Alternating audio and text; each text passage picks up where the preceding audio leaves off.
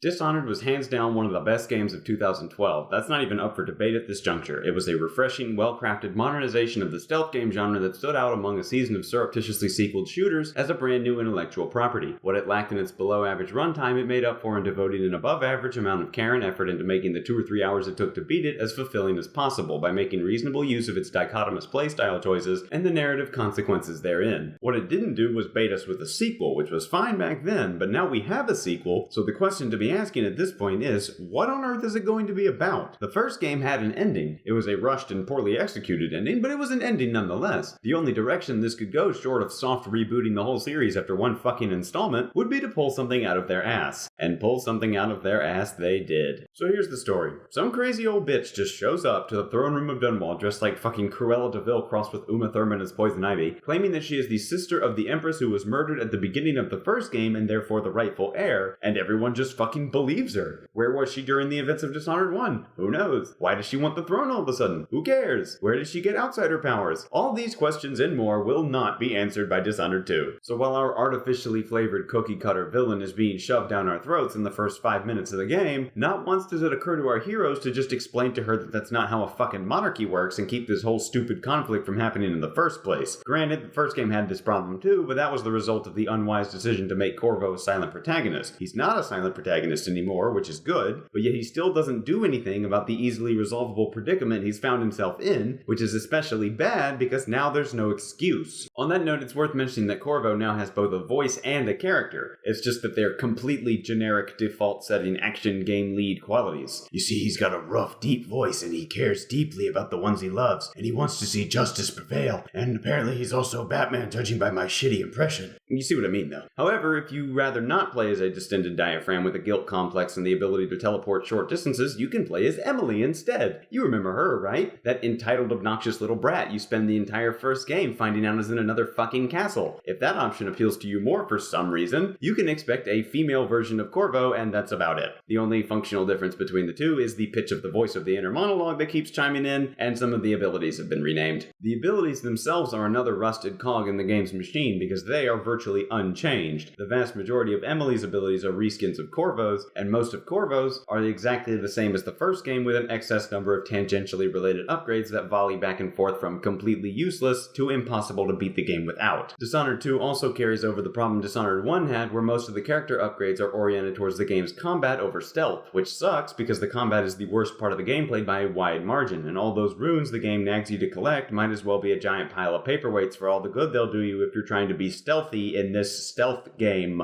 In terms of gameplay overall, Dishonored 2 is honestly less of a sequel and more of just Dishonored again. The controls are unchanged and the new enemy types don't add any challenges to the stealth mechanics, they're just less fun to fight in direct combat, and the direct combat isn't fun anyway, so it hardly matters whether you're fighting robot dudes, or giant fucking mutant pangolins, it's all still the same. Well, not everything is the same. The level design, arguably the best part of Dishonored 1, has been phoned in to an almost insulting degree. Each location is basically just a layer cake of 5 or 6 iterations of the same floor, loosely strung together with the most rudimentary implementation of directional freedom. I can't think of a single location in the game that lives up to its precedence. There is no highlight, so to speak, no Golden Cat, no Caldwell's Bridge, no Boyle Mansion, no Dunwall Tower. None of these levels have any defining feature outside of their occupation, and their saving grace is the art style, which honestly still looks great the second time around. Or at least it would if the PC port didn't suck 40 ounces of condensed horsecock, but that's a complaint for another day. Dishonored 2 might just be the worst kind of sequel. The first game was great, so it's not a case of it sucked back then so it sucks now, nor did it have low expectations to meet. Instead, we got a low-effort carbon copy reproduction of the first instance which would undoubtedly fail to hold its own had it not been for the success of its predecessor. Rather than expanding upon the elements of the first installment, Dishonored 2 opts instead to wallow in them like a hippo in a vat full of sausage gravy. And putting the hippo in a vat of sausage gravy is not good for anyone. Not the hippo, or the vat, or the sausage gravy. Can't say that there's nothing new, but the new thing is a hippo. I'm not quite sure how the hippo got into the vat, or how the vat got filled with sausage gravy. Man, I sure could go for some biscuits right now. Where am I going with this? Oh right, Dishonored 2.